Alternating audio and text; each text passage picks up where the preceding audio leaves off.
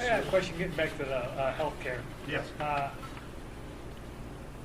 You can't cross borders for health care, right? That's correct. Okay. For healthcare insurance. Correct. The federal government can't tell states what to do. Well, they do it all the time. They can only do interstate No, stuff. the federal government tells So states how what could to they do all the legally time. even do the health care bill? Yeah. Well, I mean, whether it's transportation, housing, the federal government says, well, we can't, we might not be able to force you, but we're not going to give you any money if you don't do it our way. Okay? And so, I mean, there are ways around that sort of thing. But I think maybe the premise of your question is one worth discussion. Where, again, in the Constitution does it give the power Permission, yeah. to the federal government, of all places, to create, manage, and run a healthcare system? I don't see it.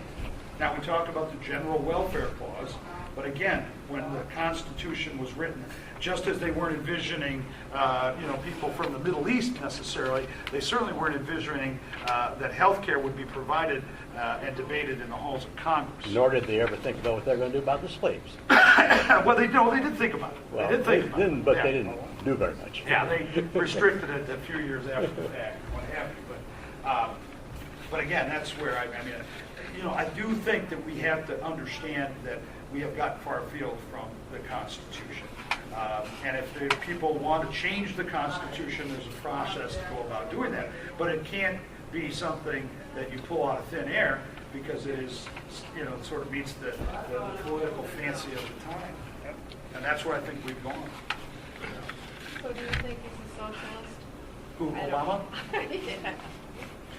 Well, you have to ask yourself, okay?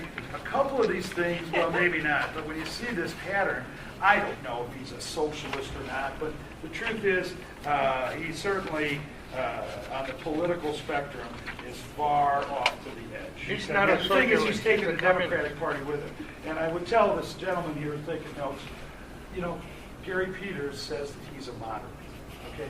There's nothing moderate about voting with Nancy Pelosi 96% of the time. There's nothing moderate about supporting a cap-and-trade bill that raises the cost of energy for every American family. There's nothing moderate about the federal government taking over health care. There's nothing moderate about voting for a stimulus bill that's failed the American people.